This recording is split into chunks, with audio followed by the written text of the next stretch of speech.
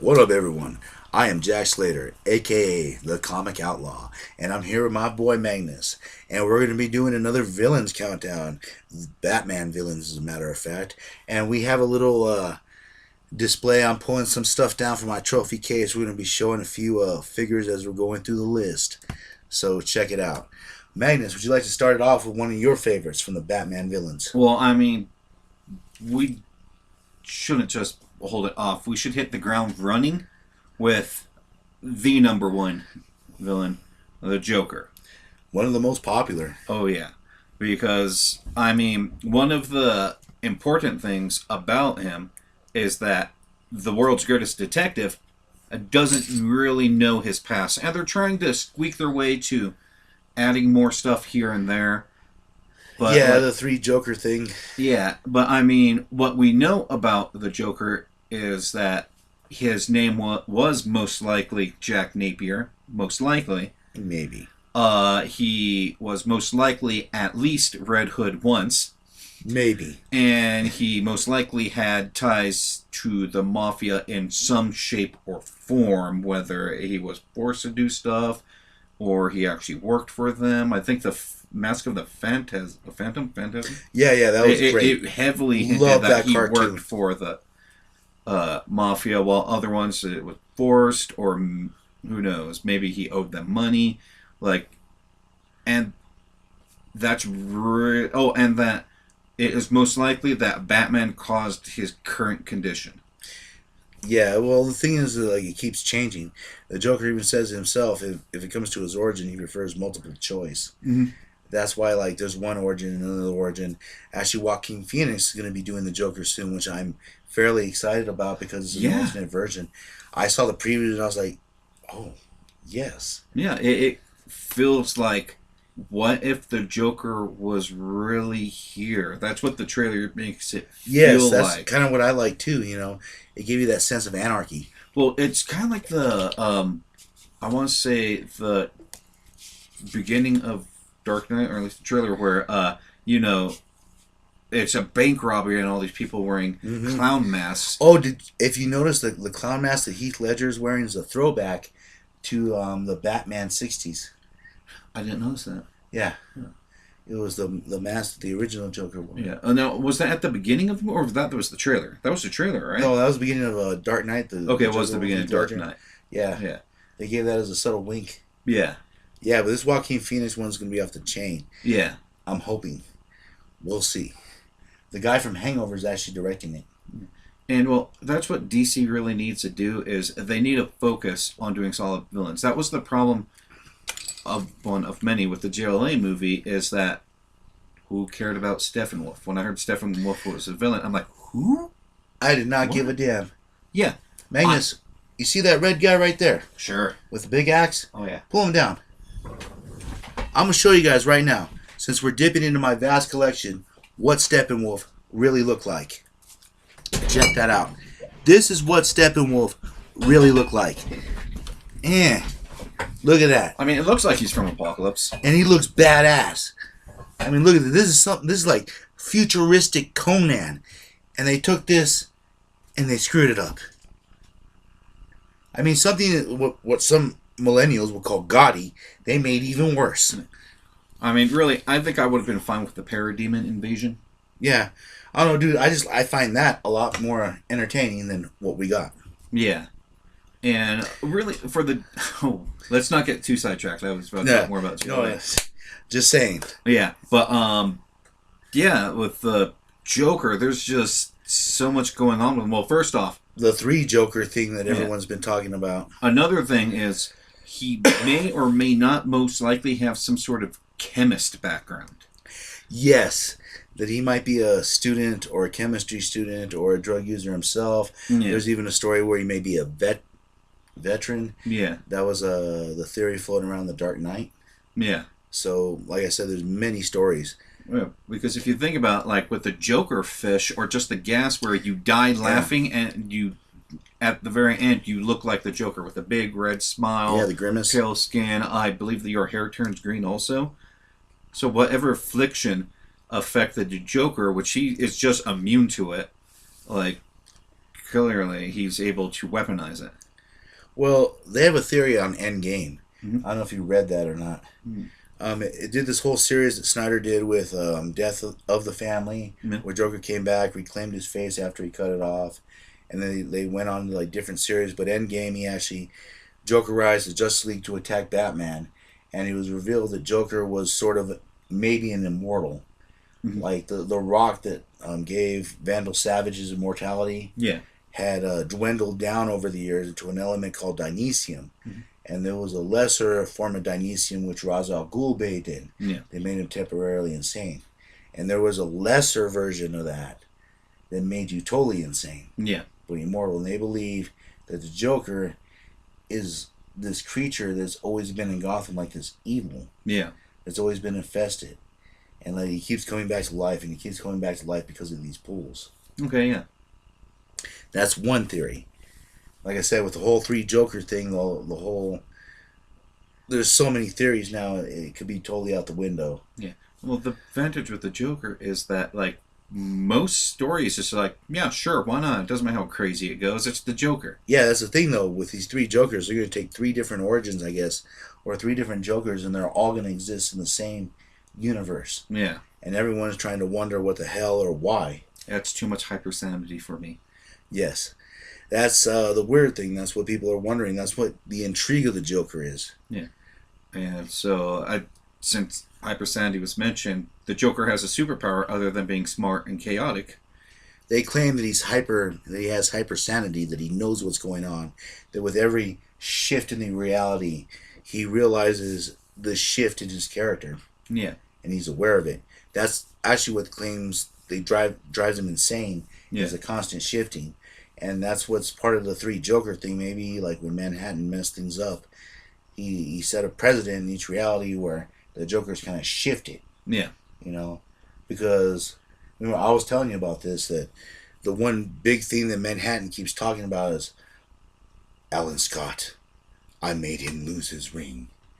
I made him 60 seconds away from having the ring. Yeah. And that set aside, and that set events into motion, you know. And I'm thinking like maybe that set off a wave in the Golden Age, the Silver Age, and the Modern Age. Yeah. You know, with these different Jokers that realize that the sanity shifts, and it just created a portal for them to all exist at once. Yeah. Or something of that nature.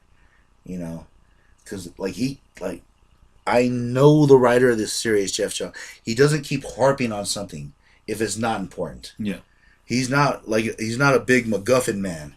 You know what I mean? Like, if Alan Scott's ring, because he did JSA, wonderful series. He based Stargirl off of his sister, you know, that passed away. And good on you, Jeff Johns, for doing that. Much respect. But, you know, he would not leave a clue like that if it wasn't important. Yeah. I mean, that issue was before he got famous when he started doing that. That's something that's near and dear to his heart. So if it's something like a clue that keeps going on from issue to issue, it's important. Yeah. And I feel like no one has given that any light so far. Yeah. And with Joker's hypersanity, and let's say if there's some sort of event, power, or alteration that causes there to be no superpowers, whether it's a character with that or something, and it affects the Joker, he actually turns back to normal. So it is literally his superpower. That is canon. It's not theory. But whether it is hypersanity, maybe he is some sort of touched by chaos itself, you know, whatever it could be, that is up for debate. Well, most people lean for one to another. Well, people think it might be a sickness, too, that affects different people. Once one Joker dies, the evil in Gotham affects someone else. Yeah. Like it's like a horror movie curse where it gets carried on. Yeah. From one person to the next. So it might actually best not to kill the Joker, because then it just might affect someone else, and who knows how that Joker's going to be slightly different, because the different Jokers are slightly different. Well, yeah, even in the Batman That Laughs, the ongoing series, they find out the Joker is very hard to kill. I mean, even with open heart surgery, he still stands and walks around. It's the stuff they're adding to Joker now, they're building him for something I hope that actually makes sense. Because right now they're making him look like an immortal. Like more like the Lapel Man legend exists. Yeah. because we're seeing Joker do things now that we haven't seen him done before. Yeah. Like, I remember when he killed the second Robin, Jason Todd, reading that issue. Like, he falls into a smokestack, a whole smokestack, and still lives. Yeah. You know, but we never seen him crawl out all ashes or missing his heart or, from surgery. Like, the stuff the Joker's doing now is totally off the chain. Yeah. From what we've ever seen before. And it has to be something that's going on with a certain, like, the current, I don't want to say crisis because that word's been driven in the ground. Yeah. But whatever the hell's going on with Manhattan, Doomsday Clock, or whatever the crap they're calling it now. Yeah. And, well, in other universes or stories where it's been shown that at least a Joker can die, like, what is it, Earth 3 Joker, Jester? Yeah. He died. He was killed by the Syndicate, right? Yeah, yeah. And murdered, actually. Yeah, so at least some versions of Joker, whether it's Earth 1 Joker, it might be extra special. Well, I think because it's Earth Prime. Yeah. And I think, like, since we're talking about the Joker and I unfortunately don't have this action figure, I think that's why he's so averse to the Batman that laughs. He hates him. Mm-hmm. Because even in his own words, he's going to take the world to a place where there's no punchline. Yeah. And in case you guys haven't known, or if you've been living under a rock, the Batman that laughs is from negative 22 Earth. He's the amalgamation of the Joker and Batman. Joker did this toxin, went into Batman. So basically, he's insane with Batman's gifts. Yeah. His intelligence, his smarts, his combat, his preparedness. Yeah. With Joker's morals, basically. Yeah. And so an interesting thing to know also, Cassandra Cain Batgirl, she has an actual superpower, unlike most of the other Bat members, is that she can read body movement as literal language. If you have a little muscle twitch, that literally speaks to her. And that's actually hereditary through Lady Shiva, her mother. When Cassandra Cain Batgirl fights Joker, his body's telling her, blah, blah, blah, blah. So, like, she can't predict anything. It's not like it's going to say, oh, I'm going to punch you right now. No. And so she has a lot of trouble fighting Joker just because his movements can't be predicted. Yeah, he's chaos incarnate. Mm-hmm. And that's what makes this Batman that laughs interesting, because he's sort of chaos, but he's a very logical. He's doing it for a reason. Yeah. And I think he's just trying to turn all the lights out for fun. Yeah. I probably have like a dozen other things to say, but maybe we should wrap it up to talk about another villain. So we could. You have anything else to say about the Joker? Oh, well, we could spend all day about the Joker. Suicide Squad movie was Heath Ledger's performance was the best. Jack Nicholson, no hate on you, buddy. And of course, we gotta give love to the '60s Joker. Sure. Mustache and all. Yep. That was part of the coolness about him. Oh yeah. And Mark Hamill. How can we forget? Sure. Mark Hamill. They've had other voice actors where it's weird that it's not Mark Hamill, but I still think they work. They tend to go with a darker voice, But yeah, they do. But I just had to give props to Mark Hamill before we get off the Joker. Yes. So bringing up someone else, let's talk about C-lister. What about Baby Doll? Do you remember Baby Doll? Yeah, I mean, she was the actress, right? Yeah, a little actress. It was kind of like had the Webster. Yeah, it's Shirley Temple-ish kind of actress. Yeah. And couldn't really deal with the loss of her fame because she was super popular in her time, and she herself is kind of timeless without aging. But she went crazy and because she tried to do serious roles and they wouldn't take her seriously. Yeah, and so she lashed out. It's oddly enough, I always thought of her kind of like parallel with Quackerjack from Darkwing Duck. Actually, Quackerjack is a decent parallel. Yeah, you think he'd be more parallel to Joker, but it's just the anger and zaniness that Quackerjack can get. He has this facade of, everything's fun and wacky, but, can get mad like that. Yeah, because the staff used to get mad for him. Mm-hmm. What was it called? Excuse me. Because the staff was sort of its own character. Death. You mean the Mr. Banana? yeah, Banana whatever it was. Mr. Banana Brains, I believe. Yeah. And so at least that outlet, and so actually Cracker Jack's kind of also sort of like a Scarface. That it's just like Cracker Jack's quite an amalgamation, but we're not talking about Dark and Death.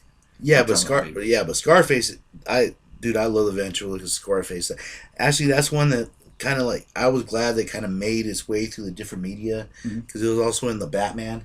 Yeah. And in the Batman, I thought it was cool because Scarface actually made a giant robot of Scarface, the puppet, that was almost fully automated and it carried the dummy or the ventriloquist that he called the dummy. Yeah, which I thought was very cool. I've always liked Scarface, even in Blackest Night. Scarface and ventriloquist. Yeah, the ventriloquist. Yeah. But even when the ventriloquist died in Blackest Night, he was resurrected and there was like 3 Scarfaces coming out of the black ring. Yeah, and they always have a nice little touch with that. Yeah, and well, that's also a big question with ventriloquist and Scarface because you think it's just ventriloquist is crazy.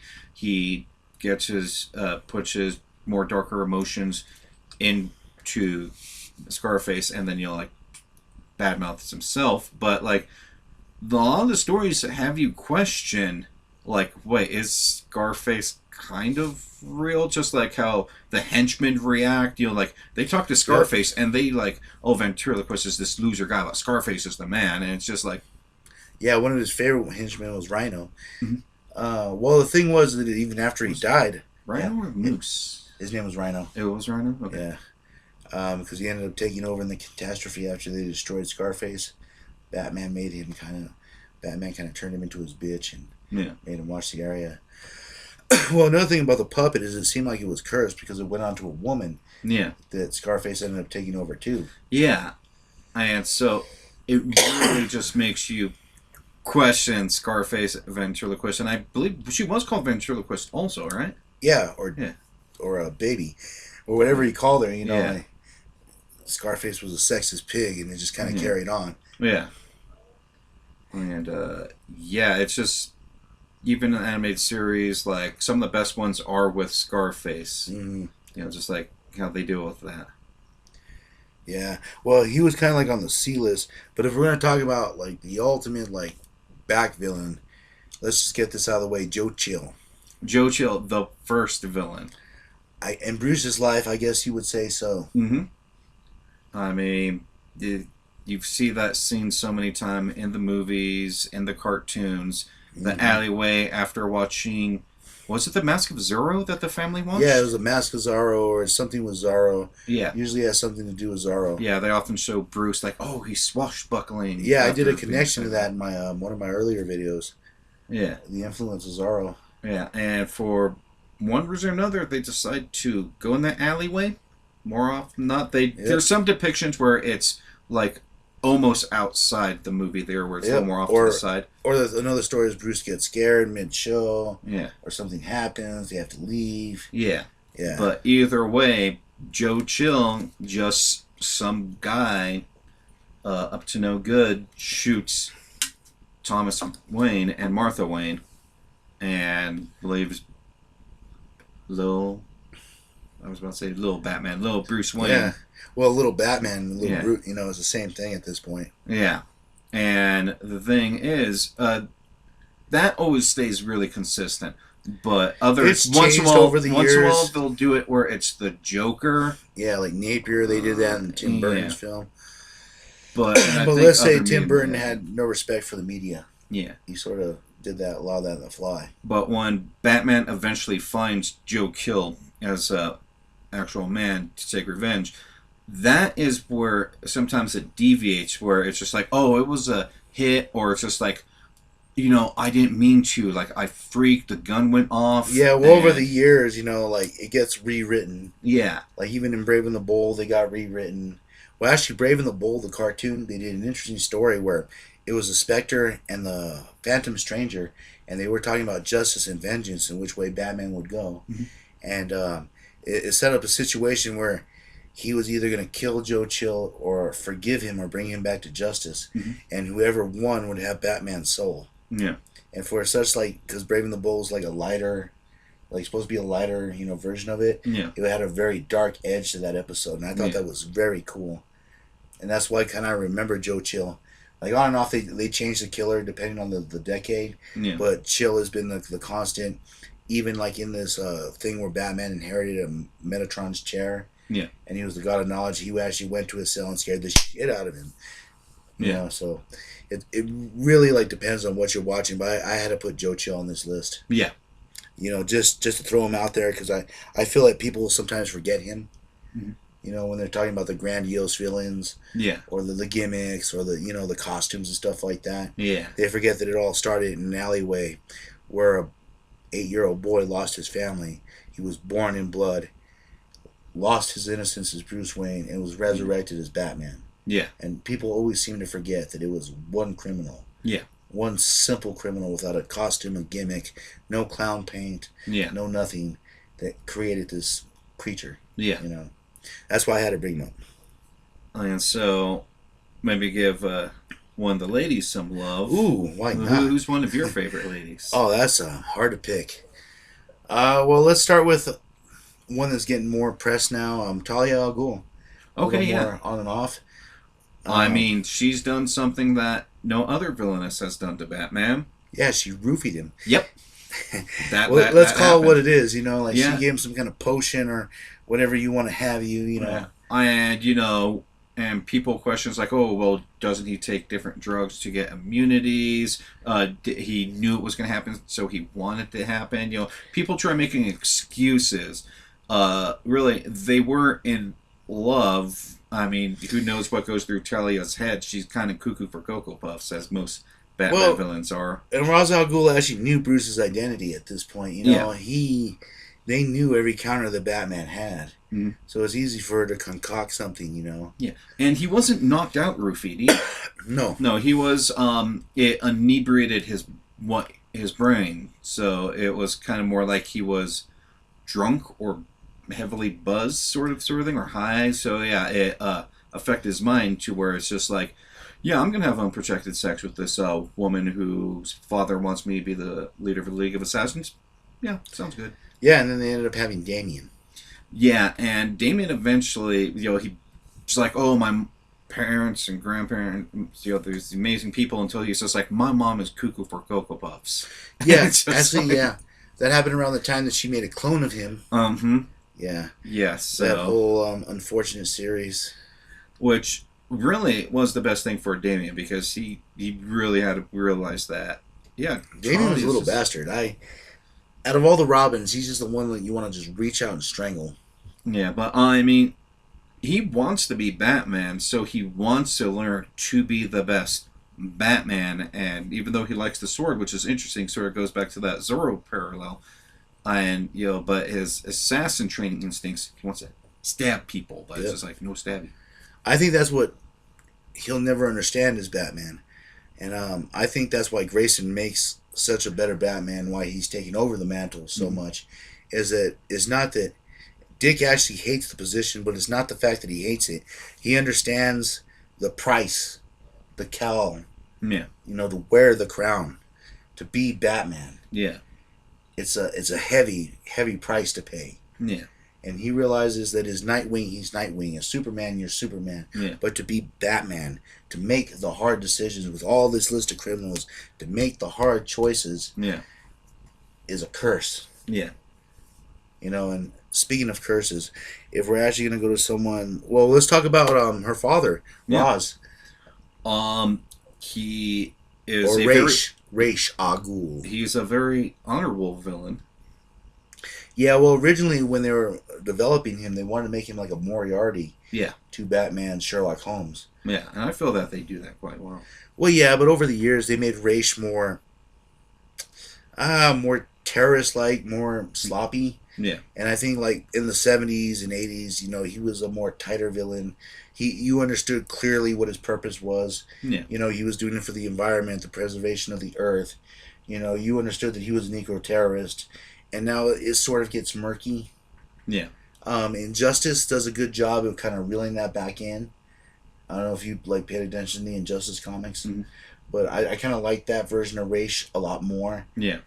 it showed him more as a tactician, like him kind of waiting in the wings, waiting for his opportunity.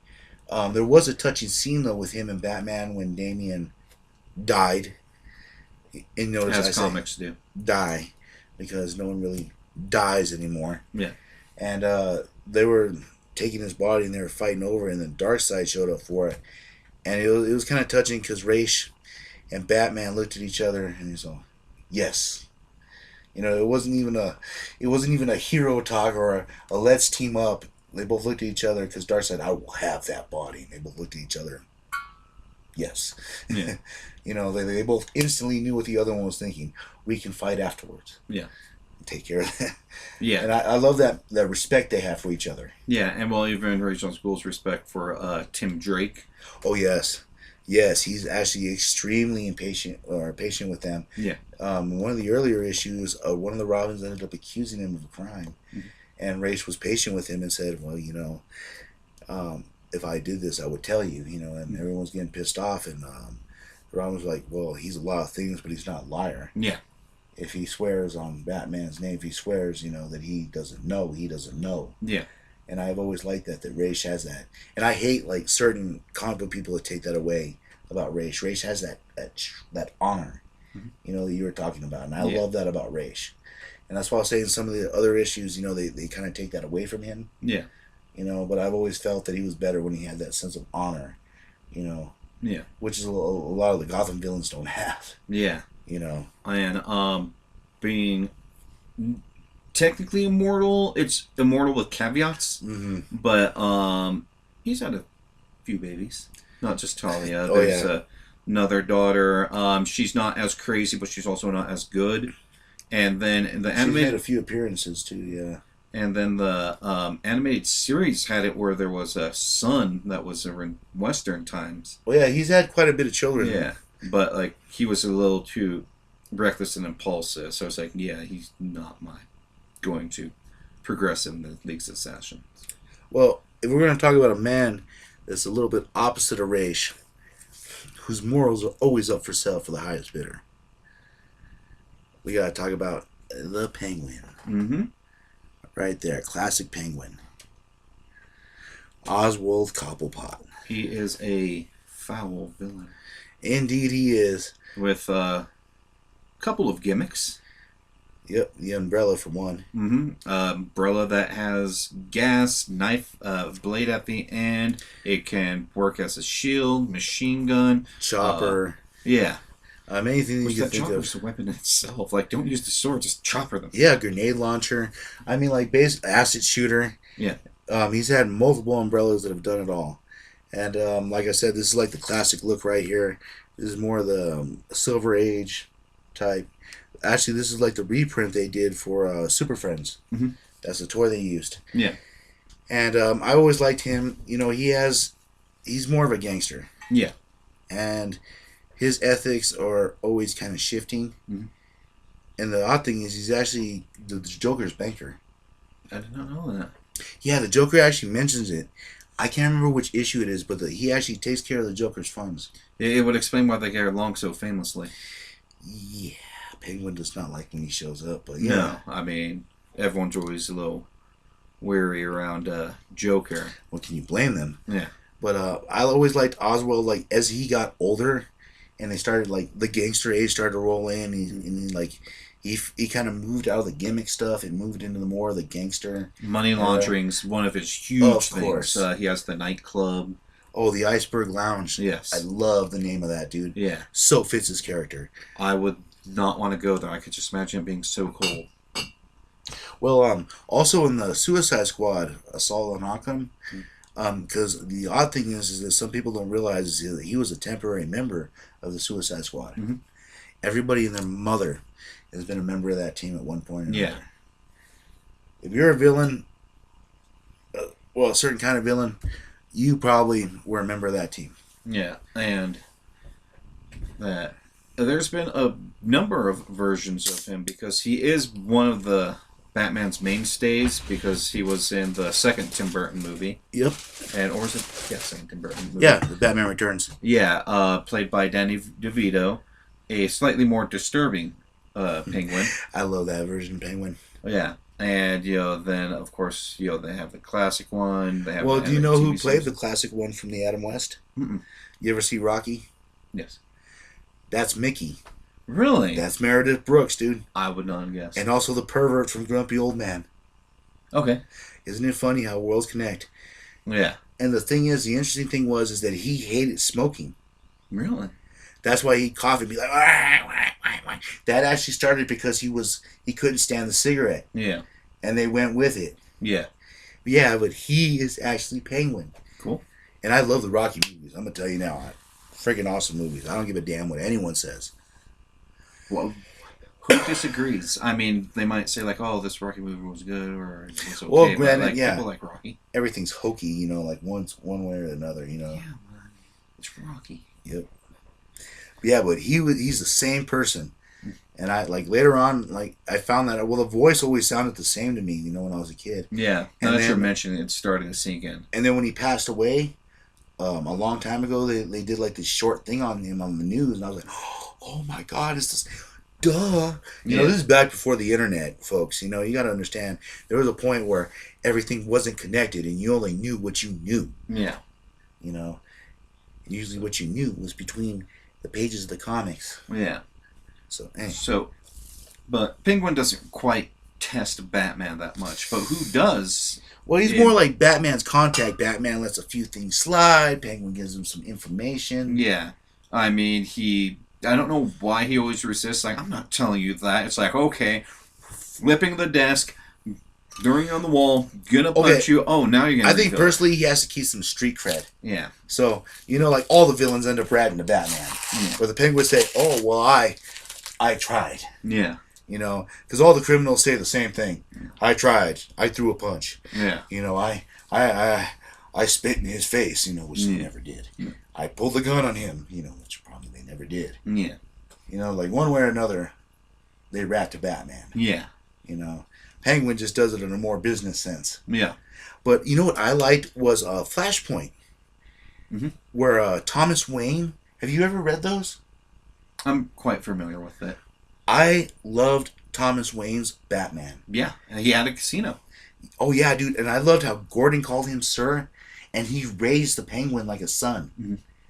I thought that was freaking cool. Yeah, that he became the Penguin became sort of his Robin. Yeah, and he was the Penguin. Yeah, which makes sense. Yeah, if just the name parallels of birds. Yeah. Yeah, and I thought that was cool. He did. Penguin was still a shisty fool.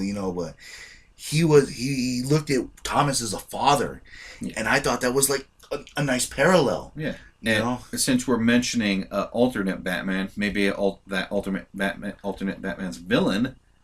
Ooh, are you talking about the female Joker? Mm-hmm. You want to give a little explanation? Martha Wayne. Yes. Instead, it was Bruce that was killed that night in Flashpoint, and Thomas became Batman, and Martha was driven insane and became the Joker, and she became a child killer. Yeah. Fascinating story. Yeah. I mean, everything, I did not like some of the things from Flashpoint, but I loved the Batman series, the Aquaman series too. We should do one on that, but I love Thomas Wayne. I love the version of Joker. Yeah. I love a lot of the characters. Harley Quinn as Yo-Yo? Yo-Yo, yes.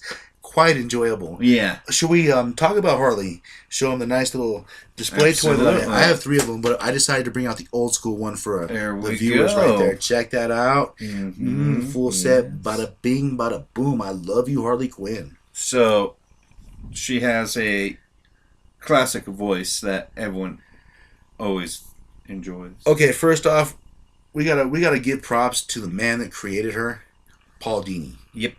Now, many of you know Paul Dini from the show, but Paul Dini has been writing cartoons since the old Ewok cartoons back in the 80s. Yeah. I remember Paul Dini that far back because I love those cartoons, and I still do. I don't give a damn what anyone says. Yeah. And Paul Dini created that character. She was one of the few ones to go from cartoon to comics, which is extremely rare. I mean, she one was of the first. Very popular with it, and to my understanding, it was due to producer or studio pressure to have more of a female presence. They wanted a foil for the Joker. Yeah. Because, a Bonnie and Clyde type situation. Yeah. And because it was not originally intended, I believe they nabbed, as the legend has it, a secretary to do the voice acting. I think so. Yeah, she was Yeah. in different shows over the years. I cannot remember her name, but it was kind of nice how the character kind of took off. Mm-hmm. I mean, like, she went from 0 to 60 right away. Oh, yeah. She started to get her own series, her own comic, Yeah. appearances in video games. She, like I said, she made the big crossover. Mm-hmm. And so, and it's an interesting thing where she wants to be a villain. That Harley Quinn is Harley Quinzel. Well, they've altered storylines a little bit on how she became. One of the more popular ones is that she's pretty much one of the best psychiatrists, and that pops up once in a while as Bit of fame horn. Yeah, and that she tried her hand at analyzing the Joker, and she became fascinated to him, obsessed. And then infatuated with him, then obsessed. And they've shown this in a few different media of Joker like jumping out and choking her, and then Joker's like, wait, what? Because she's smiling. Yep. And it just and sinking in, and later she's just like, I was kind of bored with everything, and being with the Joker was fun. Yeah, well, one of the interesting things is that Joker usually comes off as a very abusive asshole to her. Mm-hmm. And, let's just be blunt about it. Even in the animated series, he was a piece of crap to her, the way he treated her. And one thing that... Because there were certain things I did not like about the Suicide Squad. Mm-hmm. But one thing I did like is they made the Joker actually love her. Yeah. In his own way. Because he was telling her, would you die for me? And that's a very important scene that I think people tend to gloss over in their relationship. Yeah. Because he knows that she'll live for him. Yeah. But to die for him is a totally different thing. Yeah. And that's why he's saying that power becomes surrender. Because if he surrenders that power to her, And I thought that whole scene was very pivotal. And I thought they could have made a movie from that. Yeah. And it's sad they kind of gave up on that idea. But the way Leto acted during the movie, you've heard of his behavior, right? Mm-hmm. They kind of ended up scrapping the project. Leto, you're an asshole. But that's another bite my burrito for another day. Yeah. But I thought, they found another Joker, a movie like that would make sense. I found the idea of them being in love and insane more interesting than him just being an abusive prick. Yeah. But Harley Quinn might have more love to spread around, not necessarily all for Joker, but for somebody else. You're talking about her rebound. Mm-hmm. Miss Pamela Isley. Ivory. Yeah. Poison Ivy. I mean, I think in comic books and stuff like that, when they're hanging out at a hotel or apartment, there tends to be one bed. Oh no, they were dating. Oh yeah, and no, they said it flat out in forward. They were dating at one point. And nobody disapproves. Everyone's fine with that. Oh. Somehow Joker's fine with that. Oh yeah, dude. I'm sure Harley was sitting in the corner and the plants were getting this, sitting there telling her the fern is telling her no, but Isley's telling her yes. But and it's actually really makes sort of Joker, Harley Quinn, Ivy very three-dimensional characters. That there's this love triangle of Harley is once again infatuated with Joker, always has to go back.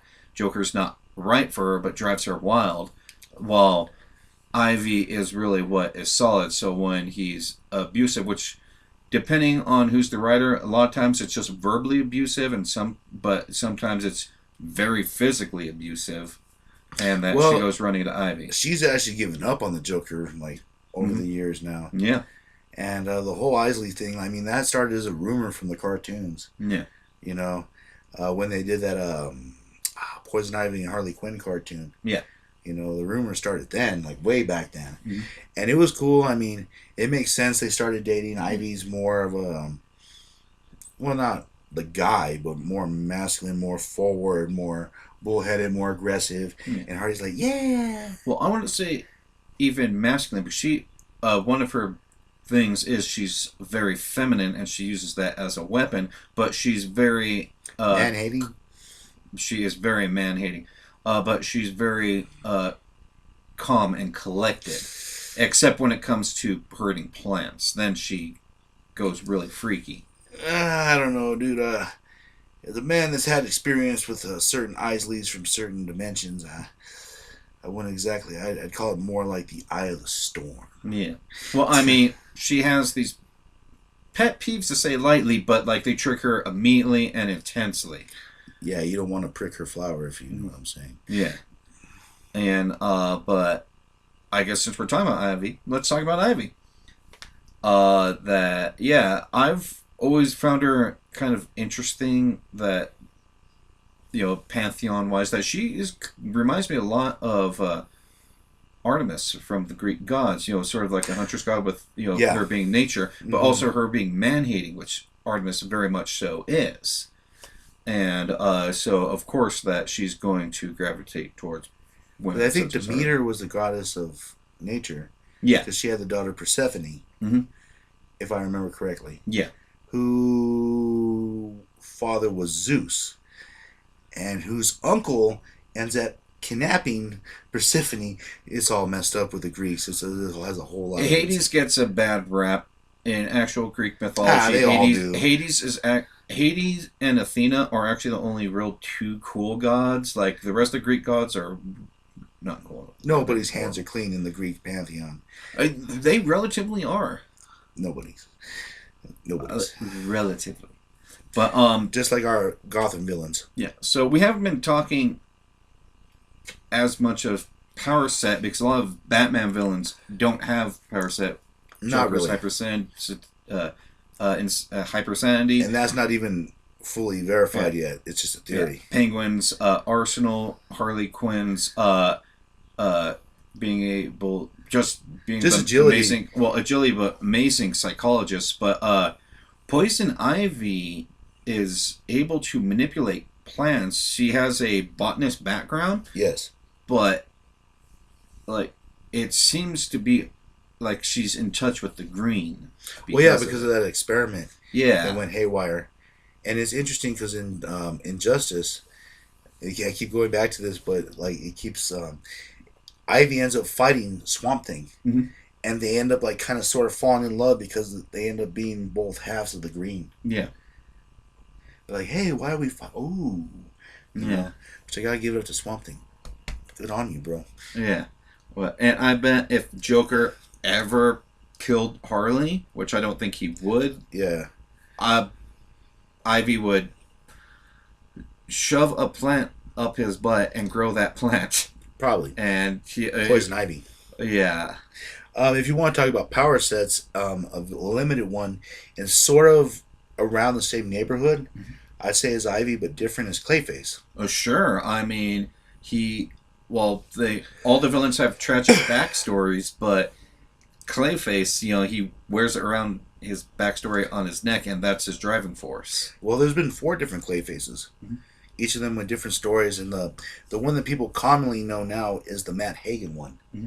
The actor where, he got addicted to the stuff. Yeah. Depending on what origin. I like the anime series one. Yeah. It's more cut and dry, where they ended up hitting him with it, or they overdosed him. Yeah. And he shapeshifts. He's basically living mud. Yeah. And I always thought that was cool. He's had weaknesses to water, this and that. He can dry out. Yeah. He's like a wetter version of Sandman. Yeah. If he's inside people, he could control them like puppets. Yeah. Like a little bit of them. They actually use that on Joker's White Knight, I believe. Great series, too. Yeah. If you ever get the time, read that. Yeah, and, but yeah, he is another villain with anger issues, but, like, he has a good guy. Big heart, oddly enough. Like, yeah, he was a good guy at one point. Yeah. He was part of the Detective Comics run until Batgirl shot him. Or Batwoman. Oh, sorry. Yes. Sorry, Barbara. Didn't mean to frame you for that one. Batwoman. In which I thought was just all kinds of messed up. Yeah. I'm not a big Batwoman supporter for that one. Yeah. Not at all. But, yeah. I hope she dies. Clayface, like, Crowbar up the ass. he has remorse that he can't be with his family anymore because, first off, he's a villain. Second of all, he's a big clay monster. Yeah, well, he actually like that. That's why like I was so pissed off when they killed him. He made so much progress in the comic books, Mm-hmm. and like he went out of control. And even Cassandra Orphan was real sad because they had a connection. Mm-hmm. And I don't know. Well, even with Stephanie Brown Batgirl, where Stephanie Brown is cool. Clayface was breaking into a bank vault, and so Stephanie Brown had to stop him, but he was trying to get his own lockbox, which had a picture of his family. Yep. Well, that's what I liked about the Detective Comics run at that point. They were like the island of misfit toys. Yeah. You had Spoiler, you had Batwoman, you had Tim Drake, you had Clayface. Yeah. You know, and there was like all these like misfit elements that were put together. Yeah. And I love that idea. You know, like they were Gotham's finest, and yet they weren't. Yeah. You know, and I just love that, and I love the flow of that. Yeah. You know, and it breathed new life into the streets of Gotham. Yeah. You know, before they restarted, I was very hopeful for Batman Incorporated. Mm-hmm. But this was just as good. Yeah. And I'm a Tim Drake fan. I grew up with Tim Drake. Yeah. Like, I knew who Jason Todd was in passing, you know, when I was a kid. Mm-hmm. And by that time, I was reading Teen Titans, and Robin was Nightwing. Yeah. So my Robin was Tim Drake. Yeah. Just like Wally West was my Flash at that point, you know. I feel like a lot of people's Robins are Tim Drake because of the animated series. Of course. Later in it. And then, of course, the Teen Titans series. Yeah, I love Tim Drake. Very smart, very wonderful detective. He's had a fair amount of enemies, too. Mm-hmm. He's dealt with a lot of the same enemies that Batman has. One of the main ones I think that he's had to deal with over the years was probably... God, there's so many. He's actually had to deal with a fair amount of all of them. Yeah. Well, I mean, if we're talking about what is kind of sort of major villains that Robin had to deal with Dick Grayson, Robin Two-Face was a very early villain he had to fight, and he was kind of not ready for Two-Face. He lost against that one. There was actually a murder that Nightwing was sort of responsible for. I mean, Robin at that point. Yeah, and that Two-Face just, even though Nightwing, Robin, whatever could beat him up, it's just like he has trouble with Two-Face a lot. Well, the interesting thing is that when Batman, they had a series with Grayson when he first took the mantle before Battle of the Cow. Mm-hmm. It was called Prodigal Son. Mm-hmm. I think it was like maybe a 12-issue run. I may be mistaken, but it ran for a good while. Yeah. And one of the things that he had to deal with was the whole issue with Two-Face as Batman. And I found that to be very fast. This is actually before Damian, too. Yeah. Like this Prodigal Son run, if you guys can find it, really cool. It gives you a whole different shade to who Dick Grayson is and why I think he's worthy of the mantle. Yeah. And Two-Face is just one of those villains, Harvey. Mm-hmm. You know, like of course it changes. His story changes. Yeah. But I think Aaron Eckhart did a fair job in Dark Knight. Mm-hmm. William Shatner was him in the last appearance of Adam West in the cartoon. Really? Yes. You remember how Adam West was doing those cartoons? Mm-hmm. He did one more right before he passed, and Shatner was actually Two-Face. Okay. And Shatner did a fair job. Yeah. Most people don't give him credit, but I thought Tommy Lee Jones was a fair Two-Face. Yeah, a lot of it was directing issues. And the fact he hated Jim Carrey. Yeah. Let's throw that out there now, you know. Yeah. I know everyone's going to be typing that out if we don't say it. Yeah. And, but we could easily do shows on those movies alone. Yeah, we have a lot to talk about. Yeah, like each one of that is like a douchebag explosion that you know. But I actually kind of liked his costume where it had like the magenta with the black spots. Like it was a lot zanier, which of course fit the theme at least. But like a lot of times, Two-Face is a lot more serious. Well, if you look at the early costumes though, like it was half green, half gray. You know, wasn't Drew Barrymore one of his chicks in Batman Forever? Blonde chick. Was she not that girl? Oh my god. No. Like, cause he had two women. Yeah. You had the brunette chick and you had the blonde chick. Yeah. Was not the blonde chick Drew Barrymore. She was in it. I don't remember if that was her. Pretty sure that was her. I never forget a face. But yeah. So Two-Face, he has an obsession of doubles, twos, like even like twins. You know, it's like, oh, we're gonna. Yeah, he does it on the 22nd or. Yeah, we're going to rob this bank on the second Tuesday at what would it be like 2 o'clock? Yeah, like 2:22, and you know there's gonna be just two of us or like two sets of twos. So yeah, and he had a henchman that were twins, like the two Irish brothers, twins. Right? Yeah, yeah, and but like he's a surprisingly good combatant. For like, I don't think he had an actual history of learning to fight. Nope. But and he's actually a pretty decent shot. Yes, especially with a Tommy gun. Yeah. Well, I think he learned that over the years, you know, being a criminal. Yeah. But that's just the way Harvey worked. Yeah. I mean, he was just one of those characters that just kind of grew, you know, as the medium grew. Yeah. Fun fact: in the original Batman, what's his name? Billy D. Williams he was the one playing Harvey, right? No, I remember. I think so. I think he was the one playing Harvey in the first one. He was supposed to be Two-Face in the second movie, but it never came to pass. Okay. Yeah, I just thought I'd throw that out there since we're talking about Harvey Dent. Yeah. A little known fact. And he kind of reminds me of the Hulk, that it's this multiple personality thing that was suppressed due to an abusive childhood. I don't think he didn't have parent abuse. Like Bruce Banner did. It depends, like, on what issue you read. Because I want to say it was mostly like outside abuse from like bullying at school, but I think eventually bullying at work. One issue was his father. Harvey's origin is restarted several times over the years. It really depends on what era. It's like the Joker. Yeah, he's been around so long because he was one of those golden age villains. Yeah, that it shifted so many times.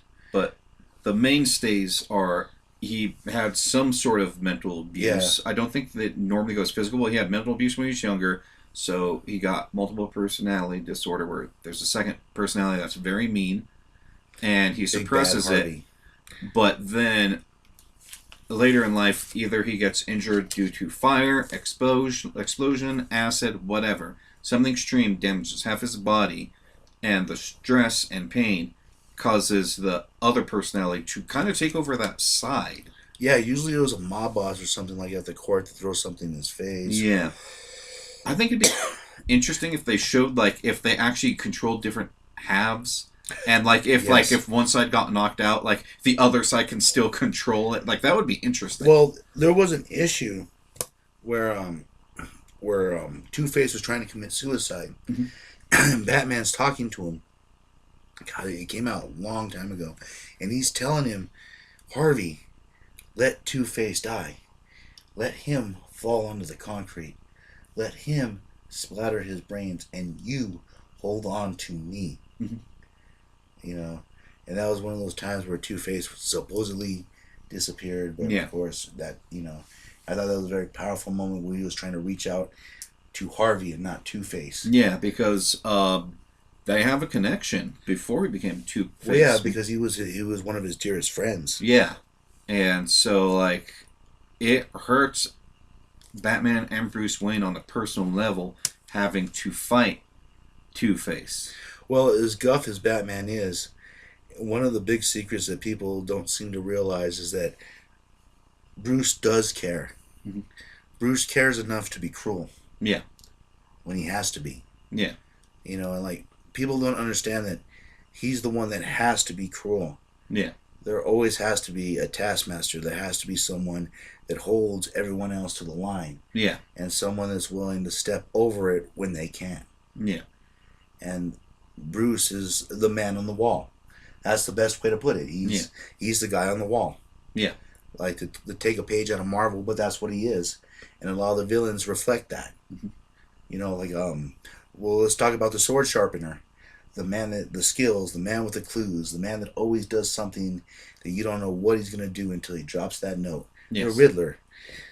And here he is, so debonair, since we were talking about Two-Face and the Batman movies. Jim Carrey's performance, this is my Riddler that I have right now. Enigma himself. Yep.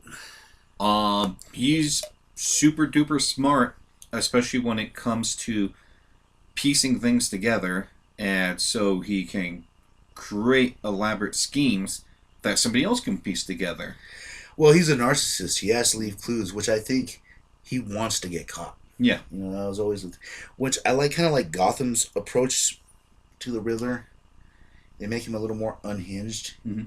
You know, which I do appreciate, because like the whole leaving clue thing got boring after a while. Mm-hmm. I like how like he sort of lost his mind for a bit, and then he woke up and he became a private detective. Yeah. I loved him as a detective. It made he put the dick in detective.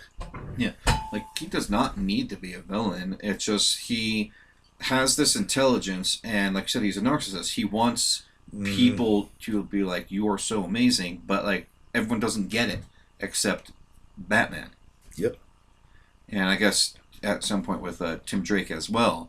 But with somebody like Dick Grayson, you know, like he doesn't like playing by villains' rules. He doesn't like playing by Two-Face's rules, by Riddler's rules. So he doesn't do well against them.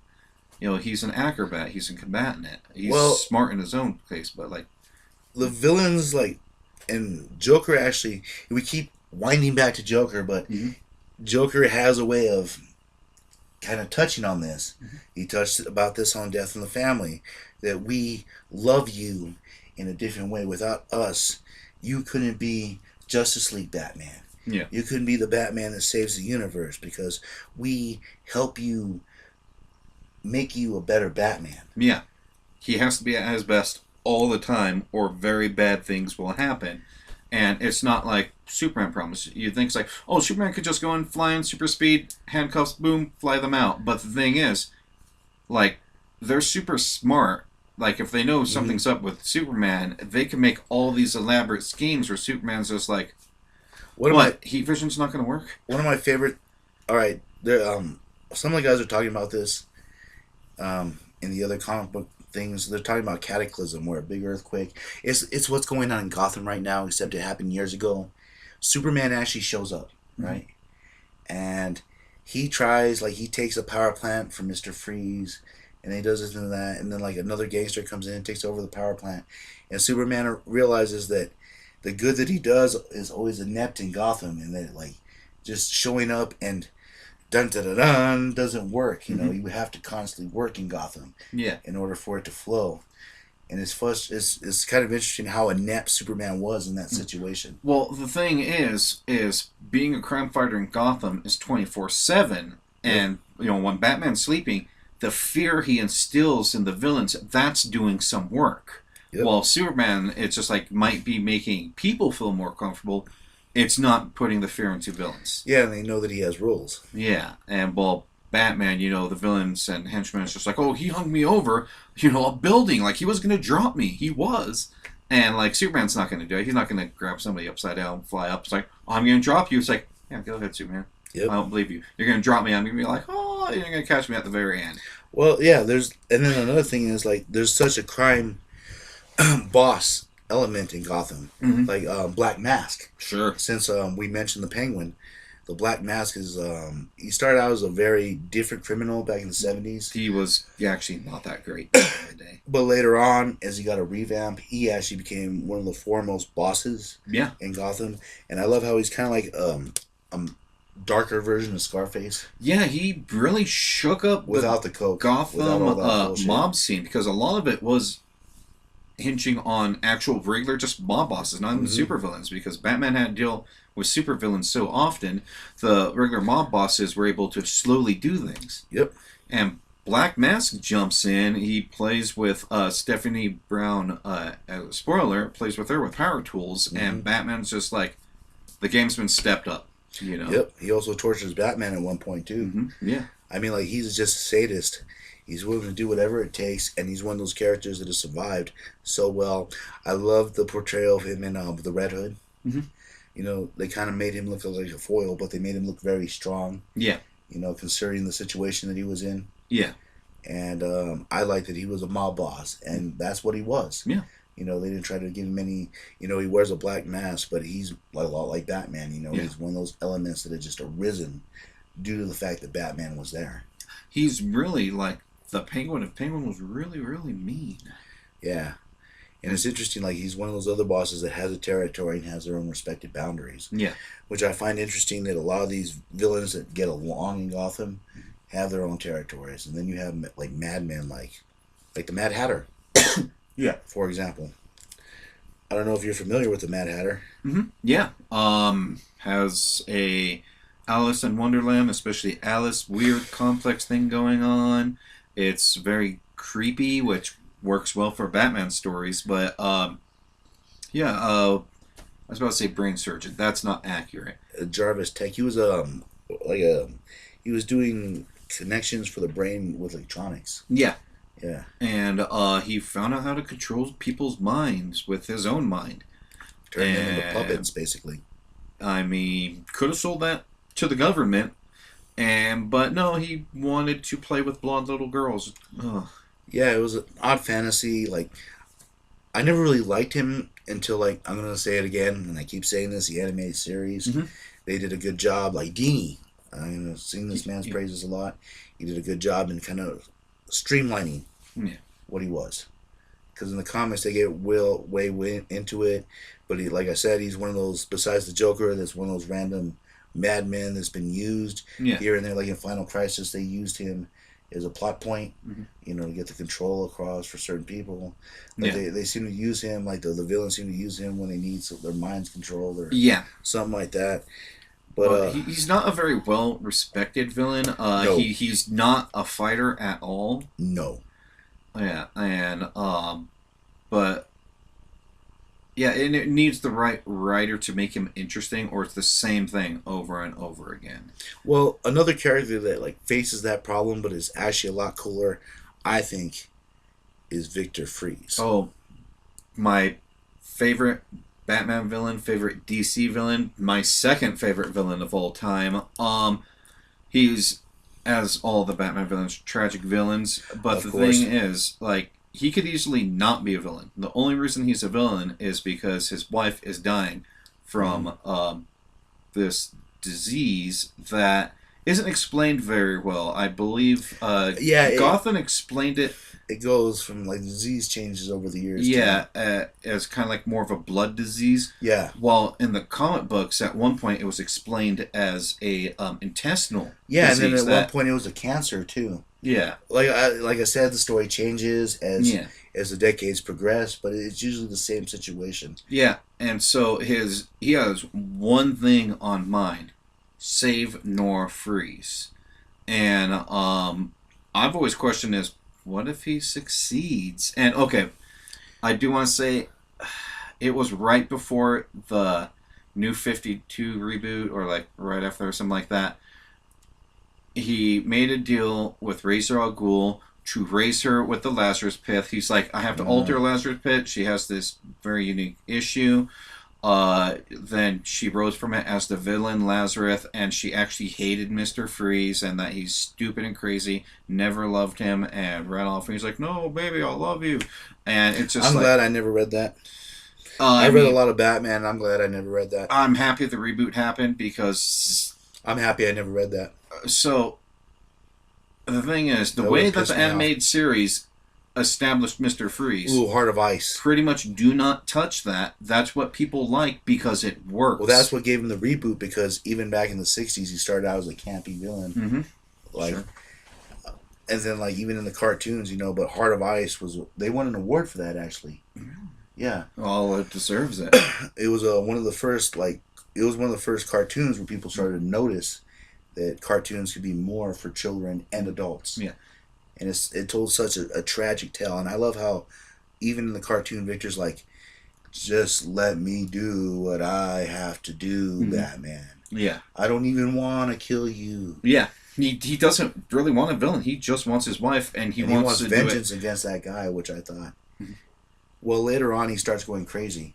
Yeah. Like, when he can't save his wife, he starts, like, taking away the things that people love the most. Yeah. Which I found cool because it was a deeper dive into his psychosis. It was pretty chilling. Yes. It was cold as ice. Yes. Especially when he destroyed that guy's painting. That was ice cold. Yes. But, yeah, I mean, like, I love Victor, dude. Like, but he needs the right story. Yeah. I thought he got a great ending in Batman Beyond, Mm-hmm. where it was years later they resurrected him, but his body started to fade.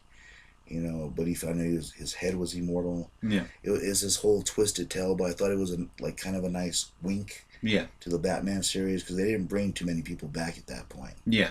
And it made sense they brought Victor back. Yeah. And I thought that was a nice little nod to the series. Yeah. And I want to give props to not Mr. Freeze, but Victor Freeze himself. That he's a super smart guy that is really big. He could have easily been a jock, but like he wasn't that kind of guy. Oh, are you gonna go there with Schwarzenegger? No, not at all. Let me do the Hulk Hogan. Not at all. But like he's this quiet, reserved, kind of awkward guy, and here is this. Let's face it, her portrayals. She is well stacked. She is a very attractive, very desirable woman. Yes. But like she saw past Victor Freeze's cold exterior and warmed his heart, and it's like they fell in love, and it's just like he won the lotto. Yeah. But like but he didn't get much return on that investment, did he? I mean, that's why he sort of fights for it, well, preferably for all eternity. Well, not preferably all eternity. Hopefully, that she wants her to have the life that she deserves. So you're saying their love cooled down over the years? Yes, indeed. And into it's a deep freeze. Yeah, and so whenever they mess with like, oh no, he's crazy. She never loved him. He's this obsessive guy. I've heard of that. It ruins it so much, and it demeans everything the villain does. Yeah. Speaking of demeaning parts, are we going to talk about the Schwarzenegger role? He could have done it easily. He played the Terminator, doing this cold, serious villain. Once again, it's the directing. Schumacher, it's the script. he wanted to make it more of a toy, like a. They were trying to action figures, and that part worked. They absolutely sold action figures. Action figures were cool. There was a few scenes that sort of made me smirk a little bit, because like people talk crap about like the singing song, Mm-hmm. But I thought that was funny. I never thought I'd see Conan the Barbarian. He's Mr. Icicle. Yeah. That tickled me a little bit. I'll admit that. But the puns got old. So I think it was the right casting, but I mean, and I wouldn't mind seeing him reprise the role. But if I could pick somebody else to be Mr. Freeze, somebody a little more Shakespearean, Jean-Luc Picard himself, Patrick Stewart, I think would do an amazing. A younger Stewart, though. I mean, he doesn't even have to be younger because he's going to wear all this white makeup anyways. Yeah, but I'm thinking more like, he had more vigor. Have you seen your early Dune movie? When he was Journey Heilig? Like right before he did Generations? He had like this gall and this. Well, Mr. Freeze doesn't need gall. Like, I know, but just this cold seriousness, but like this. But he would have that Shakespearean. He would have more of that undertone. You know what I mean? Yeah. Because he'd be younger. I think like he would have more of that fire. Yeah. Because you could tell kind of it would be a cold flame. Yeah, you could tell by Logan, like he was pretty much done.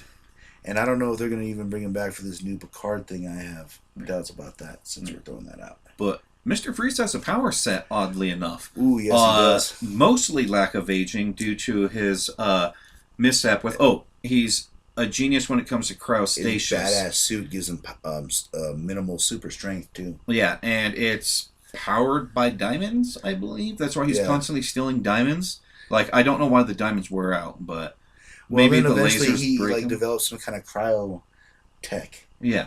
Yeah, like it really depends. Like he develops this cool cryo tech. Yeah. That kind of like gives like a weird glow to it, like in one part, which I thought was cool. It totally fit into what he was doing. Yeah.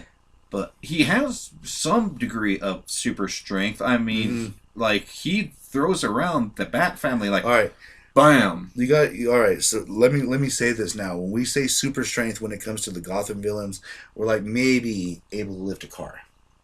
Yeah, I don't think he's that strong, but like he could dent a metal door pretty bad with like Bane's without super the suit. Strength is probably like lifting a car.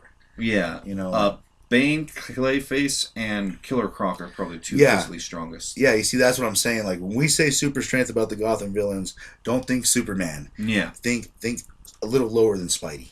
Yeah, but just staying that now. And he can take extreme cold weather. Like he has swam in Antarctic water. He's actually lived in Antarctica. Yeah, just in shorts. And he can't deal with the opposite. Obviously, just basic room temperature damages his body. Mm-hmm. I remember the Batman the Animated. I keep going back to that series, but it's too good. I keep going back to the Well Kids, but if you watch the series, you will understand what I'm talking about. Mm-hmm. I love the one where he takes him out with soup, like hot soup. Yeah, that was one of the first, like Heart of Ice, like we were talking about before. Oh my God, kiddies! If you haven't seen that, go on DC.com, get a subscription, and watch it. There you go, DC free commercial. Give us some likes.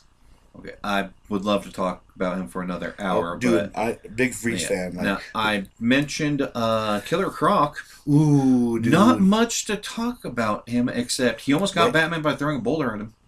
It was a really big rock. I threw a rock at him. Well, okay, so was that actually Killer Croc or was that Batman as Killer Croc? Because there's debate. Because there was a switcheroo at one point. That was almost got him, kids. And again, we're going back to the Well. It's too good. I believe they made a comic book adaptation. Oh, that was written by Paul Dini. Yeah? I think. Okay. And again, we keep smooching that man's, but you got to get props for him. You got to get props. Either that or Bruce Timm, I can't remember, but one of those guys, like the genius of that cartoon. Croc, Clayton Welling, I'm pretty sure his name. Clayton's right. I don't know about Welling. Yeah, something like that. I could be wrong. Let us know in the comments.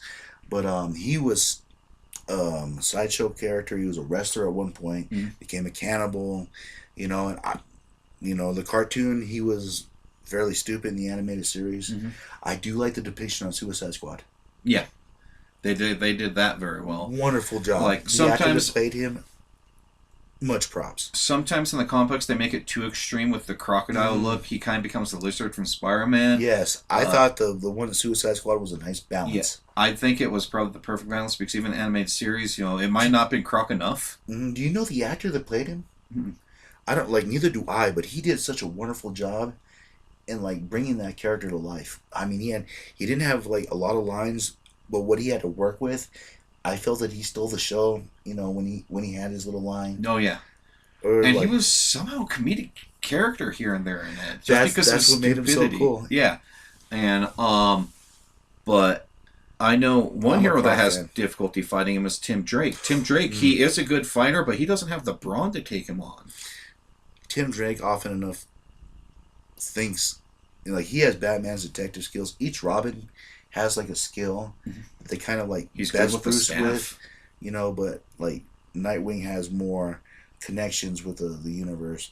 Damian may be a better warrior. Tim's the better detective. Jason's more ruthless. But none of them are Batman. Yeah. They're all kids. They're still missing that element. And Tim sometimes thinks just because I may outsmart him that I can outfight him. Yeah.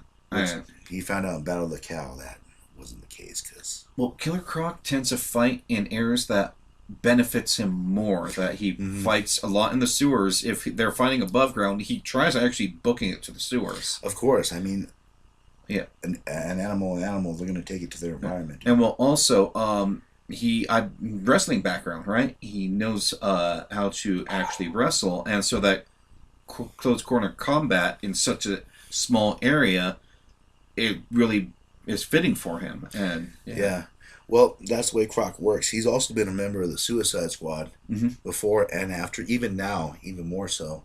Yeah. In the comic books. And he's just one of those fun characters. Either he's really stupid or someone's... it really depends on who's writing him. The animated series, they made him an idiot. Yeah. But like I said, I like the Suicide Squad version more. Yeah. I like that he was both a savage and he was a smart ass too. He realized his situation. I mean, I think his big problem is he doesn't have a goal. He doesn't have ambition. Joker's spreading chaos. A lot of them are mobsters trying to get more power. Mr. Freeze is trying to just make his wife alive. Killer Croc, he's a force of nature. Animals are going to eat. Oh yeah, I guess that's about it. I mean, I just would like to see a comic where it's people are slowly missing in this area, and then eventually start finding oh, here's a limb, and oh, it's bitten, it's Killer Croc. Now we gotta hunt him down, but like it was in the newspaper. He knows that we know, and now we're gonna hunt him down. So he's moving. Where is he gonna move? Yeah. So like it could be a very interesting story with him, but like I said, not too much of an ambitious character. Well, since we're bringing up odd characters, what about Doctor Strange? Hugo Strange, Doctor Strange. I know. I just want people to be like, "What the hell is he talking about?" He's too good for the DC comic book like cinema universe. Like he's too smart. Weirdo dude. Like in the 70s, like he discovers who Batman is. Like, have you read those? And then he dresses up like Batman. Yeah, and he physically trains like he gets buff. And so he's I believe he's a psychiatrist, if I remember correctly. Yeah, he kind of ferrets out Batman's secret. He's actually better than Harley Quinn, but like he becomes obsessed with Batman and believes he could be a better Batman because like, oh, I see who Batman is, Bruce Wayne. I see what he's doing. He's doing it wrong, and I can do it better, and I will do it better. And he defeated Batman. He absolutely did. It was a Craven situation. Yeah. But it depends on what version you're talking about. Gotham's version of Strange, even the animated series. Ooh, the animated series of Hugo Strange was very cool. Yeah. Spoilers. The one where he thinks that he finds out that Bruce Wayne's Batman, and then he tries to sell that information to Joker, Two-Face, and Penguin. That was one of my particularly favorite episodes because of the way Penguin and Joker and Harvey actually played off of each other. Yeah. I love that dynamic when you got like three villains all together. Yeah. And then like the part where they get ripped off, or they think they got ripped off. And oh god, that was just such a grab bag. Yeah. Watch the series. And I mean, he is a mastermind character in the second Arkham City, right? That he is the one who's just like, oh yeah, no, we need just a place to throw all the villains in Arkham, and it's just like the prison isn't enough. Yeah, he's one of those people that bounces back and forth. Like he's usually good for like 1-2 appearances, and then like his arc usually ends up, which is odd about him. It needs to be a super smart writer. Like I like to think if I had a chance I could write a comic book too. I would never write anything with him. I'm nowhere near good enough and never will be. Well, I think like I said, he's good for like 3 issues, like as a side character or someone's hired on, by another villain. But if we're going to speak about C-list villains that people kind of don't know about that I think deserves a little more attention, I'm going to grab this guy right here. This guy is Catman. So, I mean... Not Catwoman. So, he got the superpower of having 9 lives once. Well, yeah, later, they touched on that later, but at first, he was like Bruce Wayne. He was just like the opposite. Yeah. He was a rich guy, started breaking into people's houses. The 9 lives thing came later. Yeah. In the original origin, like I said, things get changed over time. Like, he was in Salvation Run. There was a series, Infinite Crisis. It was called like The 9 or something like that. It brought all these villains together, and he was one of the villains. Yeah. And he always seems to make these sporadic appearances. And I always thought like he'd be good in a series or even more of a villain. Yeah. Because he like basically counters Batman in a lot of ways, sort of the anti-Batman. They talked about him in Brave and the Bold. He had a little split, like a little thing, in an episode. Which I love Brave and the Bold because it brought a lot of the C-list villains. Yeah. A lot of the Silver Age stuff, And had a lot of the campiness, and it worked really well. Yeah, it had the campiness. It still had like darker elements to it when it had to. It could be serious when it had to be. Yeah. And it could be jokey when it had to be. It wasn't like Titans Go where it just suffocated you with all the what's the word I'm looking for? Not kindness, all the cutesy crap. Yeah. It had the right balance between the two. Yeah, and I mean, he was okay villain, but with each loss he had, he actually kind of got worse until he was at the bottom of his own barrel. He was out of his 9 lives. Well, he was on his 9th life. And he's like, I'm leaving. I'm going. I believe he went to the savannas of Africa to live with actual lions, and he trained with lions in a pride, hunting down wildebeest and gazelles, and he got buff. Like, he was getting fat there for a while. Like, eventually, yeah. Batman's like... He pretty much just gave up. Yeah, Batman was like, you're... Not sad's the right word. Pathetic. That's what I'm looking for. And it's like... But then he got good. But he didn't want to be a villain. He's like, I'm here with my pride. And... Oh, my God. I can't remember the story. Somebody killed his pride. Well, orchestrated killing his pride. I believe... Was it... Alex Luthor orchestrated to have... It could have been...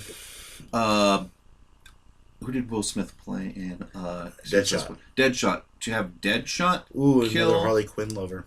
Have Deadshot kill the Lion Pride, and then have all the villains team up, and it's like, oh, I can tell you who killed your pride, but you're going to have to do villainous stuff for me. Because he didn't want to be a villain anymore. Like, he did that. It was the worst parts of his life. Living a simple life out in the wild was what he wanted, but that was taken away from him. And he started becoming friends with Deadshot because Deadshot didn't realize he was hired to kill his pride, you know? Yeah, that's interesting. I actually never heard of any of that. Something like that. It was kind of a... Because I know he was a member of the Suicide Squad also for a while. Yeah, it was a sort of a Legion of Doom thing where it was going through these just different C-list villains being in a whole team. It had... not the violinist. The Fiddler. The Fiddler. I think the Fiddler was one of them. Yeah, he's a Golden Age villain from the old days. Yeah, but yeah, they just... Most people don't use him because they forget about him. Yeah, that's why we do this show. That way you guys can catch a glimpse of things that you may have missed. Sure. Let's see. What about Maxie Zeus, since we're talking about C-listers? I mean, he shouldn't be a C-lister. I think it's just because, like Hugo Strange, nobody knows how to write him. I think he's a lovable C-lister. I mean, because he's a millionaire that thinks that he goes insane, thinks that he's Zeus. Yeah. Gets a lightning bolt, and then, like, in one of the comics later on, Act of the Gods or something like that, he gets a real lightning bolt. Mm-hmm. You know, so I always thought that was cool. Like, I always liked that he referred to Batman as Hades. Yeah. And I'm a sucker for Greek mythology. Yeah. So I always thought that was cool. He's one of those insane, funny villains. But I think he's one of those ones that only lasts an issue or two. Yeah. I mean, unfortunately, some of these guys don't... We love them, but they don't have a good shelf life. They're like Andre the Giant. Yeah. Okay? The reason that Andre was so popular... I don't mean to go on a tangent, but I don't think Andre would last in today's media. Because people will get tired of him, you know, because there's only 3 shows now, right? Yeah. But back in the day when there was territory, yeah. The rest was divided up, they would send Andre out, and he was like this special thing that would show up. And I think that's the same way that some of these villains are. They're like special appearance, and then they disappear for a little bit, and then they show up. Like Scarface. You can't, you know, like you can only use certain villains for only a certain amount of time, I believe. Yeah. And then other ones have staying power, like the Joker, the Riddler, the Penguin. Yeah. Or like Man-Bat. Yeah. Man-Bat's another one that...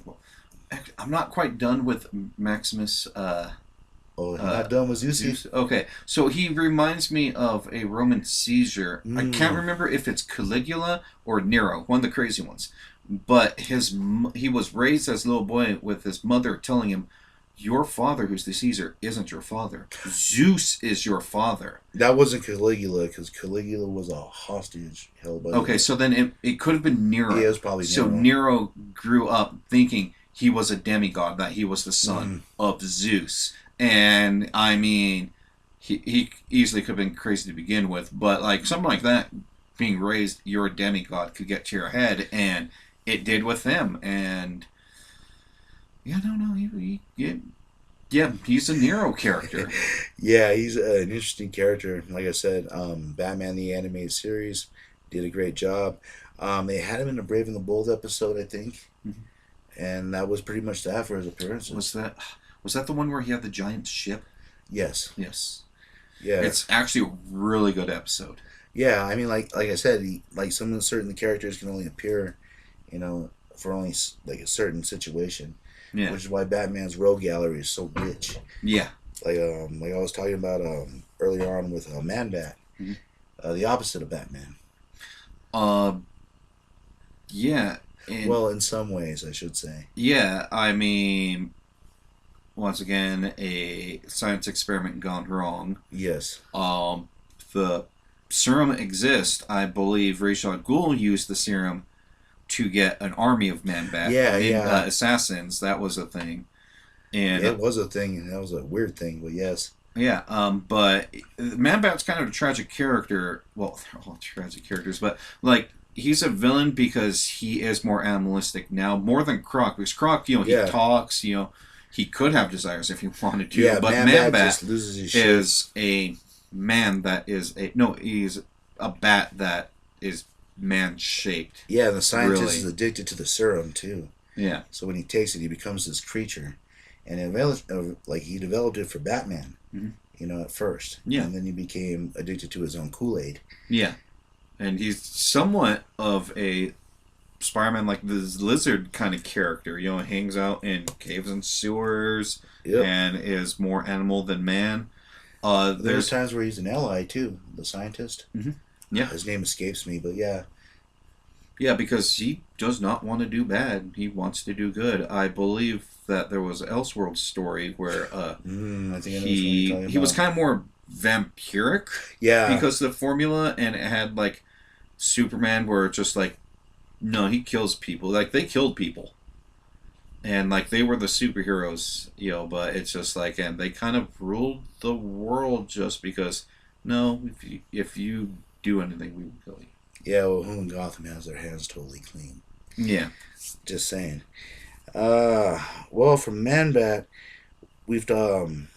Well, what about Catwoman? We haven't, really given we mentioned her, but we haven't given her the proper respect, considering that she recently, a little while back, walked out on Bruce Wayne. I mean... During their whole wedding. I knew that was crap. I even said it, on one of my earlier shows. Go back and watch it. Gotham's Broken Heart. I like kind of predicted that wasn't gonna, there was just too many complications with that. They're the will they won't they couple of DC. I'm actually amazed on how many parallels there are with Spider-Man and Batman, but it's just like Black Cat and Spider-Man. Well, they would come after, of course, but it's just she's a villain and he's a hero. Like she's not evil, she doesn't kill people, but she's a burglar. She cares a lot about cats. Sometimes she kills people. Yeah. Well, but, I think of her as a mix between Mary Jane and Felicia. Sure. Because she knows Bruce. Mm-hmm. She knows how he is inside, probably better than anyone else. Mm-hmm. Maybe aside from Clark. Yeah. And I think that's the reason she left him, because he knew that deep down Bruce would never give up the mission. As much as he loves her, as much as he would start a family with her, she knows that Bruce will never give up being Batman. Yeah. That he's a crusader. And I think that's what drove her out.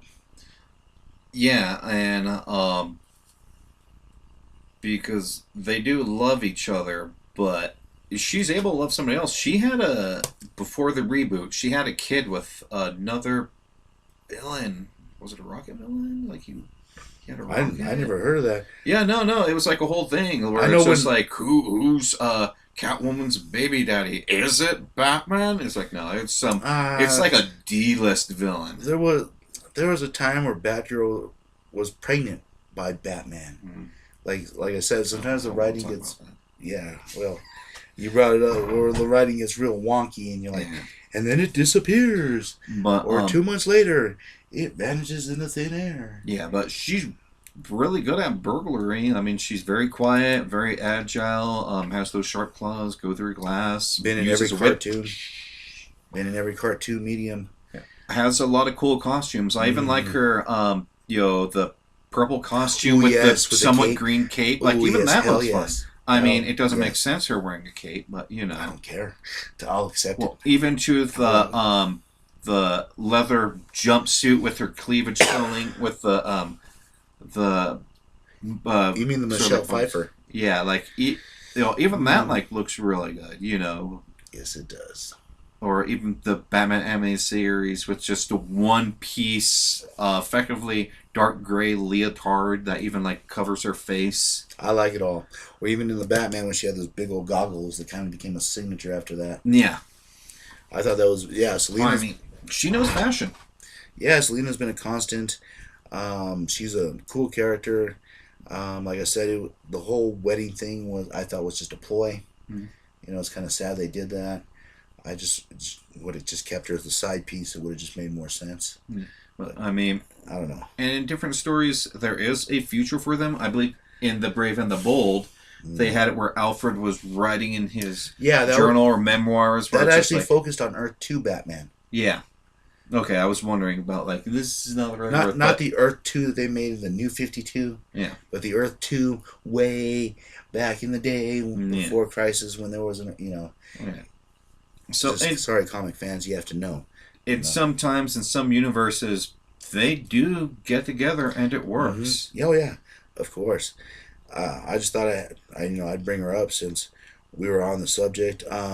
Since we're talking about girls, let's talk about a modern kind of hero-ish / apprentice / nutcase Gotham girl from the new ones. Like I just thought I'd throw a new name up there. You know, when like she appeared, you know, a lot of people because she was originally doing good. Yes, but in the I Am Gotham series, and then people were like, "No, she's going to be a villain." Like everybody called it.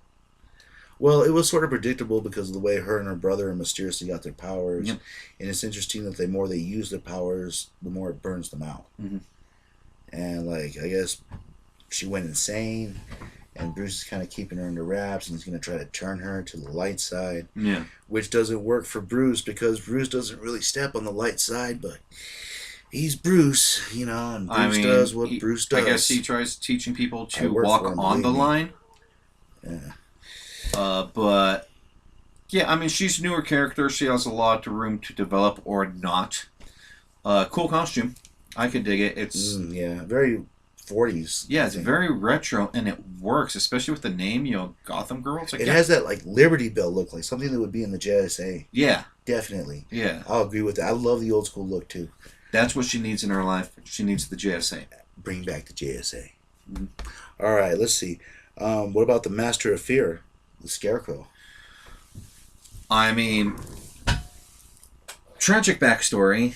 Abused as a child. Professor Crane, yes. Yeah. Stephen Crane. It was his stepmother? It wasn't his biological mother, right? His stepmother? Shifting origins, man. Like, yeah, it alters, but his parent, it's normally not both parents. I believe it's normally one.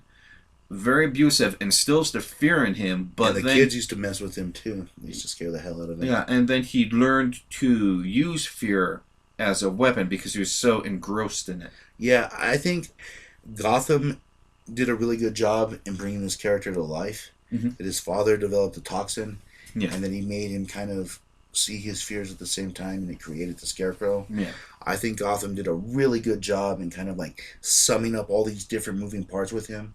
And of course, Scarecrow was a recipient of one of these. Oh yeah. At one point, fits two perfectly. Yes, it does. At that point in Blackest Night, the interesting thing was the zombies weren't going for him because at that point he could feel nothing. Yeah. He had evolved to the point where he couldn't even fear his own fear because he'd been bathing himself in that toxin so long. Yeah. The ring brought back the fear in him. Yeah. Which was interesting. A very fascinating character. He's been a mainstay for a lot of different reasons. Batman deals in fear. The Scarecrow shows you that fear. Yeah. He's also been a Nightwing villain. Mm-hmm. Tim Drake. Yeah. He's been one of those villains that you can actually play with a lot of the other characters in Gotham. Yeah. Because he's just random. You know, the Joker's for Batman. Mm-hmm. You know, but some of these other guys, like you mentioned, Harvey for Nightwing. You know, the Scarecrow is one of those examples. Another C-list villain that often gets used is Firefly. Sure. You know, the guy that fires around and makes fires. You know, like a lot of these, I like some of these guys like gets transferred either to Nightwing or the Robin run that I do have with Tim Drake. And I always thought that was kind of cool how some of these villains like spread out through Gotham. Yeah. And he seems to be a prime example of that. Yeah. And oddly enough, the Batgirls don't do well against him. The Batgirls tend to have a lot more emotion, a lot more heart. Yeah. And that does not work well with the Scarecrow. Except for Barbara, because she's already seen through a lot of her fears. Well, of course, Barbara is the mold. Mm-hmm. I mean, what else can you say? You know, she's the original. The original-ish. Well, yes, of course. But according to. Yeah, but and you mentioned that he was bullied by kids. He didn't come up with the name Scarecrow. I believe it's because his tall lengthiness, even as a young boy, the kids called him Scarecrow. He was also afraid of one too. Yeah, in the greenhouse, or by the greenhouse, they had a greenhouse also. Like the family had money, but they had money that I want to say they ended up losing it. Well, the thing of him and Bruce is that Batman was terrified of bats, and he was terrified of the Scarecrow, and they both became what they feared. Yeah. And I thought that was it's like you mentioned before that a lot of these Gotham characters parallel with Bruce or Batman, whatever you want to call him. And this is another one where it's an extreme version of Batman's fear. Yeah. You know? Depending on the writer, interestingly enough, Joker is immune to the gas. Yes, it depends on the writer. It could be not because he has no fear. He has been shown to be afraid, but because he is immune to chemicals in general.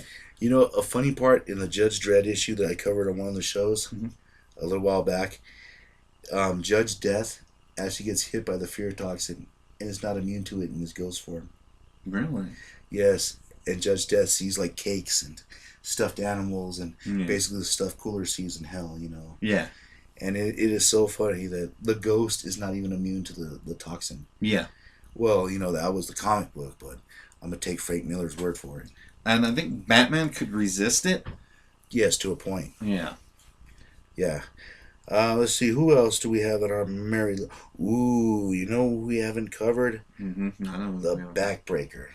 Bane. Yep.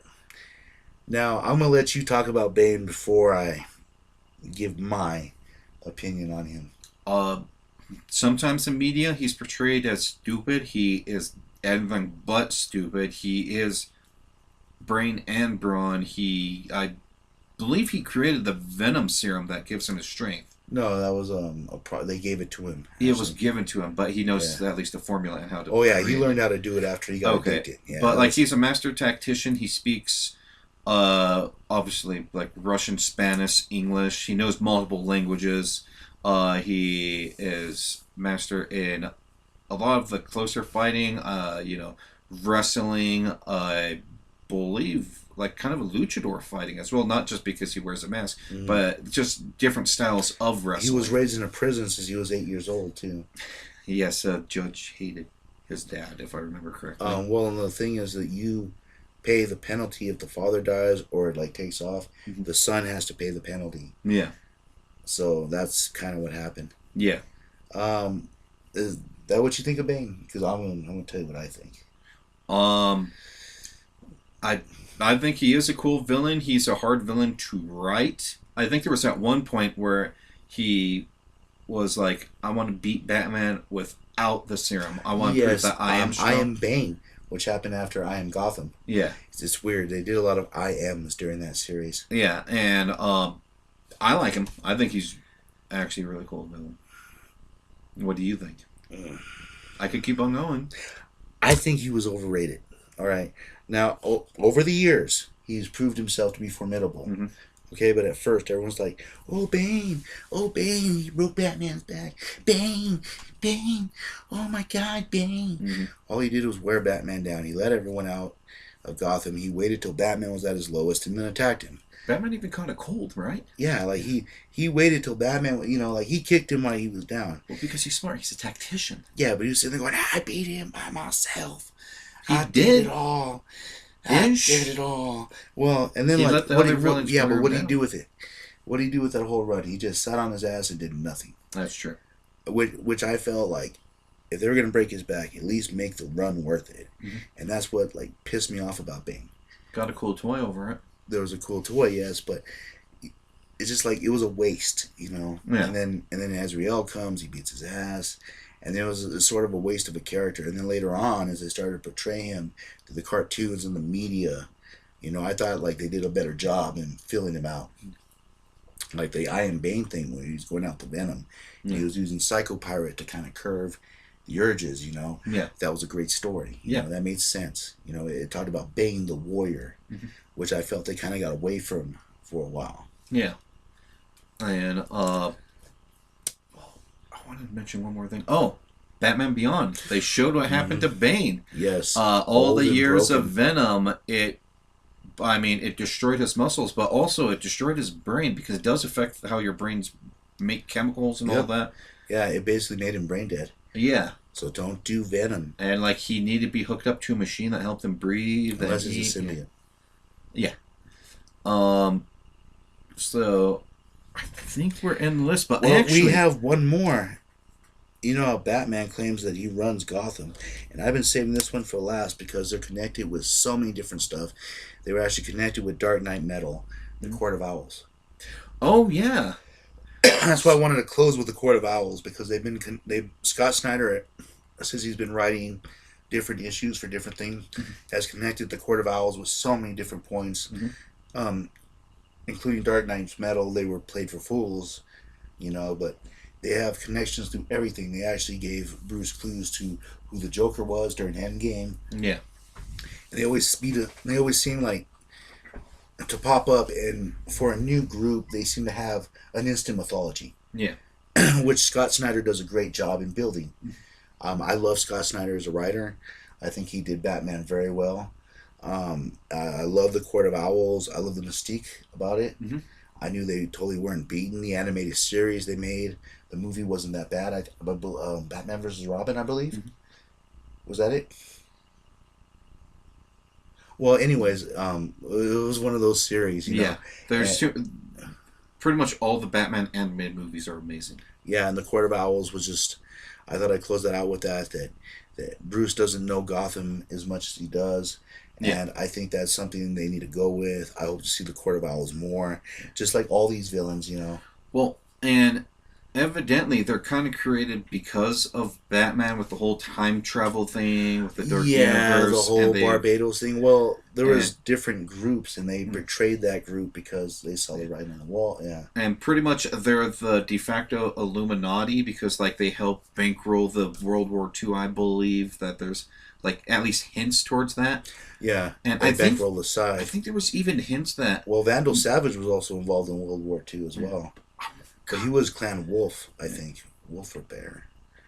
Like that whole series is very confusing. People, it's the Return of Bruce Wayne. Yeah, that's the Deer Tribe became Bat Tribe. But anyways, I believe it was even hinted that Mr. Freeze's dad, who was a Nazi, was bankrolled by... That was in a White Knight. Okay. That was badass. Yeah. Victor Freeze in that part. Well, I've always questioned... Great job in that one. Yeah, like, early in the career, it would be interesting if there were villains bankrolling, like, his cryogenic work. Like, if it was a Court of Owls. Or that even if it was Thomas Wayne. Because remember in White Knight, it was actually Thomas Wayne. So, we're going back to Mr. Freeze. Like I said, I could talk more about him. There was something I left out in case we do talk more about him. So there is a storyline which they just need to make canon. That it was before the reboot. Yeah. It was amazing. So it's when I mentioned that one of the diseases she could have had, Nora could have had, was intestinal. That Mr. Freeze, he's older than you think because of the cryogenic. Is that he started off as kind of a serial killer. That he was matching people's blood types, killing them who are donors, and that they would do a transplant for Nora. That's interesting. The physician was Thomas Freeze. Was Thomas Freeze? Thomas Freeze. Sorry, Thomas Wayne. Thomas Wayne was the physician. That is interesting. And well, once again, it would be interesting once again if the Court of Owls was bankrolling him because it's just like, how was he affording all of these? Well, and then how they get their cryogenics for the Talon. Project too. That would be cool if they connected Freeze to that. If there was this huge connection with all of that, it would work like that. Elseworlds, like, that would be cool, dude. If they did an Elseworlds where like they had a connection to that and they were able to provide the cryo technology for the Talons. Yeah. Ooh, write that up, DC, and give us a check. And the Court of Owls has their own sort of elite owl fighting squad, and the Talons. I can't remember the silent one, the one that doesn't talk. Yeah. Is she paralleled with Cassandra Cain because they both have Asian origins. Well, I believe she's actually Japanese. And Grayson was supposed to be a Talon at one point. Really? He would actually make a really good Talon. Well, because the circus people, they would pick their best. They had a deal worked out with the circus, and they would pick their best, and then they would kidnap them and freeze them. Yeah. Dick was supposed to be on the slide to do it, but Bruce took him before. That's when the Court of Owls, they actually pulled out his tooth. His tooth had the metal in it that caused a change for the Talons. Okay. So if Dick would have died, he would have became a Talon. Okay. Yeah. What? Interesting stuff. Like I said, the Court of Owls is just a and you can actually buy series. That mask, like the Court of Owls mask. There was a comic that actually came with the mask. I can't remember. Really? Yeah, it was cool. But like I said, the Court of Owls is just one of those things that I hope keeps appearing. You know. Anyways, I see we have Firefly. If we're going to talk about Firefly, might as well throw in Killer Moth. All right. Yes, Killer Moth, and well, I like Firefly, the arsonist. Arsonist. He former was stuntman. We mentioned him in the Spider-Man one with Mysterio because I don't think he was stuntman. I think he was just pyrotechnics. Yeah. And he just liked it too much. They're like, okay, we need the explosion this big. It's like, okay, 20 times bigger. Let's light everything on fire. Yep. He knows what he's doing. He's an arsonist. He likes to burn things and watch it burn. Well, in Gotham, Firefly is actually a girl, which I didn't mind the origin on that one. Yeah. She was driven to madness. Very cool. Yeah. Let's see. Like I said, there's so many Batman villains. We could sit here all day. We could talk about Calendar Man. Like you said, Killer Moth. I do believe, because it's one we didn't think of, but we did mention her really quick, Mask of the Phantasm. Oh, yes, the Phantasm. So, it's Bruce Wayne's ex-girlfriend who had to leave due to mafia issues and then coming back for revenge. Yep. And so now Batman has to deal with her. So Bruce, there's always that little bit of love for her, but Batman's like, I have to take her out. And then also in the movie, spoilers, that the Joker may or may not have been involved. We'll leave that up to you. Yeah. Watch the movie. But, I mean, just a quick mention, actually would like to talk more about her. She doesn't appear much in the comics. I can't imagine there being legal. No, she was one of those characters that actually was for the movie and then yeah, got little parts here and there. She was in Batman Beyond. Well, not in Batman Beyond, but in the Justice League epilogue. Okay. That they did. When Amanda Waller was explaining that they made Batman Beyond. Yeah. And that she was the character that was supposed to kill Batman Beyond's parents, and she couldn't do it. Yeah. Yeah. So she's made little cameos here and there over the years, like little callbacks, which I think is awesome. Yeah. And, I mean, in the movie, she's portrayed as actually being really strong and really fast. I can't see her with her body type doing that stuff, especially since her outfit looks really heavy. It just might intend it appear that way. But it's his guard, man. What can you say? It's common. But like, she at least knows how to fight. She could go toe to toe with Batman, no problem. Interestingly enough, like how does Hulk take a blast from Galactus and still have his shorts on? It's the gamma radiation. It creates a gamma shield around his junk. Yeah, that's why it's turned purple. I believe that is actually the reason it's turned purple. Is that when he transforms, a little bit gamma radiation comes out and it tints his pants purple. I believe that is the actual reasoning. Well, actually, Banner's had a disease where he bought the same suit. It's actually the explanation for that. Yeah. But like I said, we could sit here and go over every villain that Gotham's ever done. We have mad love for the villains. We have mad love for Gotham. If I had to pick, Joker maybe be number one. Easy. Ra's al Ghul, like another one close to my heart. The Penguin. I mean, there's just so many. Clayface. You know my disgust of that woman for what she did. But there's so many of these characters that I grew up with. I mean, all the way from Adam West to Tim Burton's Batman, all the way through the animated series.